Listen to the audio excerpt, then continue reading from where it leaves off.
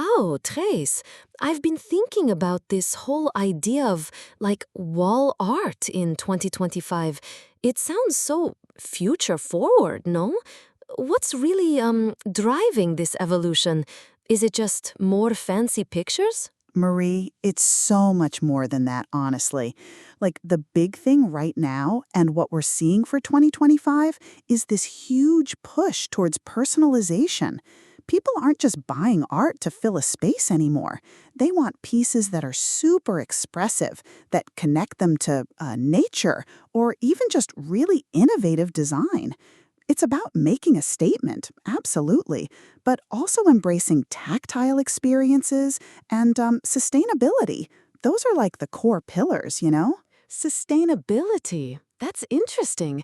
So it's not just about what looks good, but what feels right ethically too. And this tactile experience, you mean like you want to actually touch the art? Exactly. It's about engaging more of your senses, not just sight. People really want that depth, that connection. And yeah, the eco-conscious side is huge. Consumers are more aware than ever, and that's totally shaping demand. They're looking for pieces that tell a story, like not just, a pretty picture. Ah, that makes sense.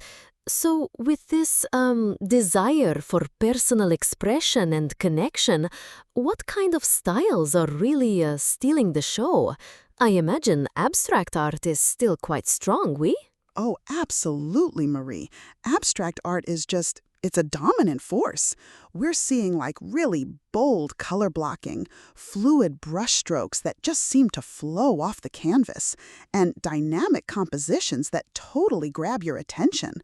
And get this, both abstract maximalism, which is all about vibrant palettes and layered textures, and minimalist abstracts with their subtle colors and gentle forms are super popular.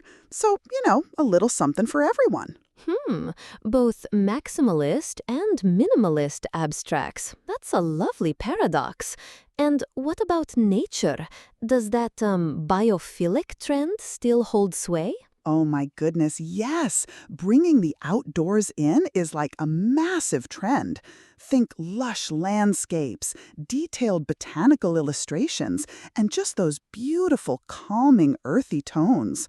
We're talking greens, sandy hues, burnt sienna, clay, olive, ochre, all those really grounding colors. Biophilic art specifically really aims to connect us with nature for like enhanced well-being. It's not just pretty, it's supposed to make you feel better, you know? Ah, that's beautiful. To connect emotionally through art, it's très important. So, beyond the abstract and nature, what else is like making a strong statement? Is minimalism still relevant, or has it been completely swallowed by maximalism? Well, minimalism definitely continues, but it's got a twist now. It's like it's taking on this really artistic flair. Think simple line drawings, beautiful monochrome compositions. And those neutral-toned abstracts still emphasizing clean aesthetics and calming ambiances.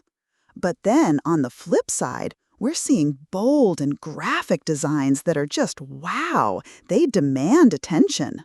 Strong lines, powerful imagery, geometric patterns, contrasting colors. It's really making a statement. Oui, I've noticed those bold designs. And Bauhaus, is that coming back too? I thought that was, a bit retro. It totally is. Bauhaus-inspired wall art is making a comeback in a big way. It blends form and function, with those clean lines, bold primary colors, and geometric patterns. It gives off this structured yet playful energy. And get this, Marie, surrealism and pop art are also just like stealing the show. They offer a really quirky and playful approach to decor. Oh, and typography, like art incorporating text and lettering, that's a super hot trend too. Wow, so much diversity. It sounds like there's a piece for every personality. You mentioned making a statement. Does that often translate to size? Are we seeing more, grand pieces? Absolutely, Marie. Oversized art is a huge, huge trend. Like, large-scale pieces are acting as these dramatic focal points in rooms. Whether it's those abstract designs we talked about, or a really stunning nature-inspired print, or just any other bold artwork. People want that impact, you know? It's not just an accent, it's the moment in the room. Ah, I love that. A moment. And what about this tactile experience you mentioned earlier? How is that manifesting in wall art? This is where it gets really exciting. There's this growing interest in textured and three-dimensional wall art that just invites you to touch it. It adds so much depth. We're talking mixed media pieces, 3D paintings, sculptural elements, gorgeous woven tapestries, macrame, and even prints that mimic textures, like linen or ceramic glazes. It's really about bringing that sensory experience right into your home. It's not flat anymore. It jumps out. That sounds wonderfully immersive. To feel the art, I love it. And this idea of sustainability, is that becoming a real priority for consumers now, beyond just a talking point? Totally, Marie. It's a major driving force. Sustainability is not just a buzzword anymore. It's really influencing purchase decisions. People are actively seeking out wall art made from recycled materials, natural fibers, reclaimed wood, eco-friendly paints, and other sustainably sourced elements. It's about making conscious choices that align with their values, you know? It's really, really important. Yes, I can see that. It's not just about what we put on our walls, but how it got there. And this personalization, connecting emotionally, is that where commissioned art really shines? Oh, absolutely. Consumers are just desperate for unique pieces that truly reflect their personality, tell their story, capture special memories, or align with their passions and milestones. And because of that, commissioned custom art is highly, highly sought after.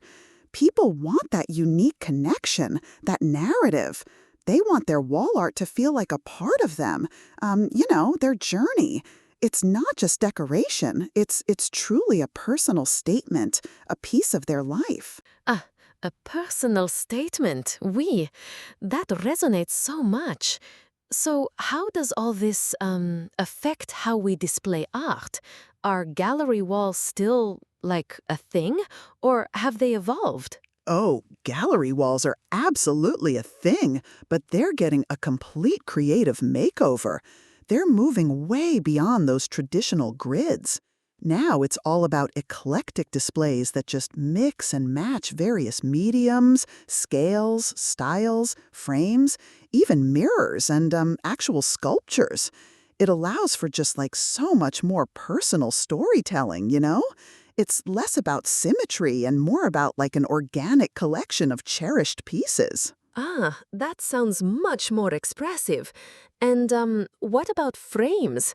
Are they still important, or is it all frameless now? Frames are definitely still important, but the trends are specific. Metal frames, especially brushed metal, are super popular for that sleek, modern look. But then, on the other hand, wood frames, light wood tones like white oak, bamboo, maple, or even rustic wood, offer a classic, warm feel. So it really depends on the vibe you're going for. And hey, Marie, get this. Emerging technologies are also totally on the horizon.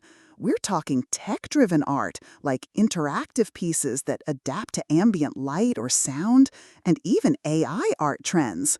It's all about self-expression, connecting to the natural world, and conscious consumerism. It's a dynamic and visually engaging aesthetic. So, Trace, it seems like we're not just looking at paintings anymore, but an entire ecosystem of art, from sustainable choices to interactive digital pieces. It's truly a blend of personal values and cutting-edge innovation, isn't it? Absolutely, Marie. It's all about that harmonious blend. The future of wall art is dynamic, deeply personal, and incredibly responsive to our evolving world.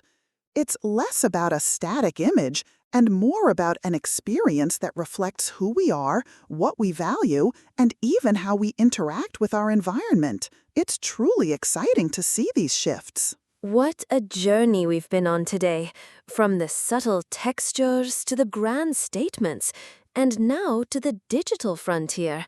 It's clear that wall art in 2025 will be anything but boring. Thank you, Trace, for illuminating this fascinating landscape for us. My pleasure, Marie. It's been a delight exploring these vibrant trends with you. And to all our wonderful listeners, thank you for joining us on this deep dive into the future of wall art. We hope you feel inspired to bring more beauty and personality into your spaces. Join us next time on Art Unveiled as we explore the fascinating world of sculptural